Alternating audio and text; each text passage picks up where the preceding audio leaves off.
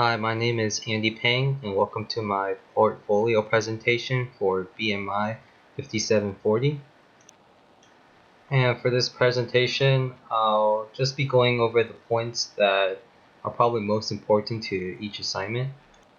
So there's 3 assignments for this presentation. There was the infomercial, the video abstract, and the enterprise project.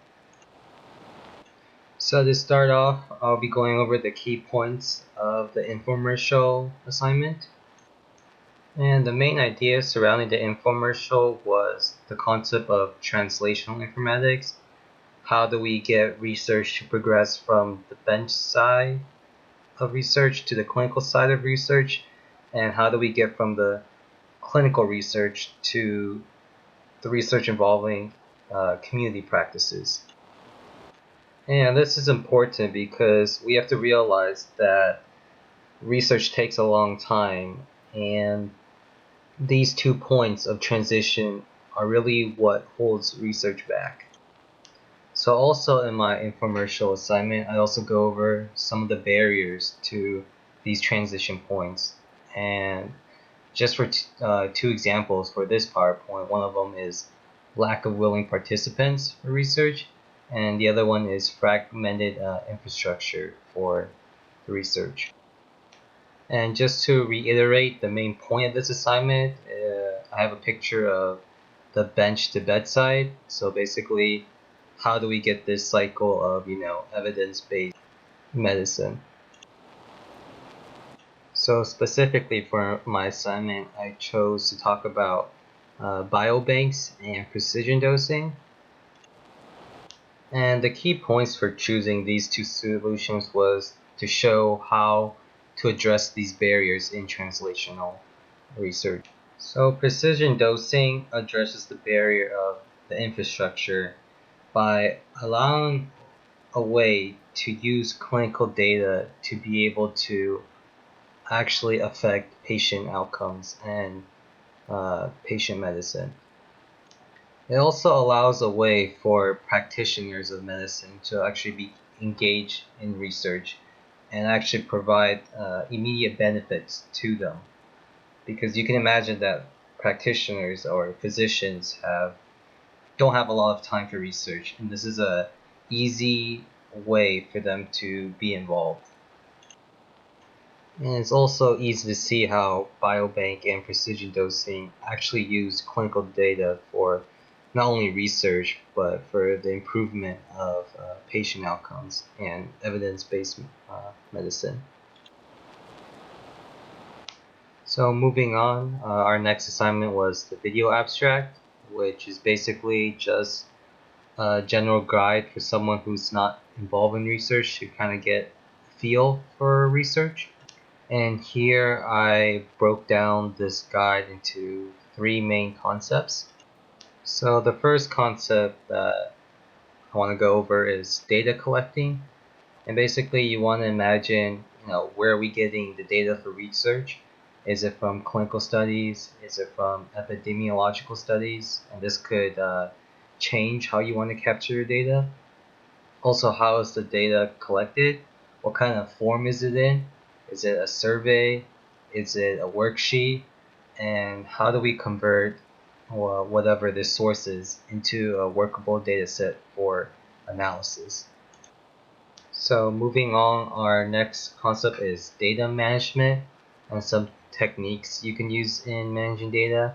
The first I kind of go over is electron data capture. So at what point do you want to capture your data electronically? And it's probably more helpful to capture it early on so you don't have to, there's no risk of any data corruption while you're converting it electronically. I also go over ideas on how to protect the integrity of data. So you can also create an audit trail, which basically just records what kind of changes are being done to the data. So you always have this record, and you can always go back and see who did what, when, and like why. And kind of going back to electronic data capture, We can also implement techniques for error checking to also help protect the integrity of our data by making sure, does the values we enter seem reasonable? Is it in the correct metric and so on? So moving on to our last concept for the video abstract, which is data analysis. And one of the key concepts I go over is the importance of de-identification of personal information. So, data is valuable, and especially with clinical research, each data point goes back to a person. So there is security that you have to implement to protect the patients. And also, I kind of go over what kind of platforms you can use for data analysis. I think the most common one we talked about in class was I2B2. And just in general, these are the three key components when you're talking about research: data collection, data management, and data analysis. And this leads me to the final assignment for this portfolio, which is the enterprise system assignment. And some of the key concepts for this project was what kind of architectural decisions need to go on when you're thinking about these kinds of systems.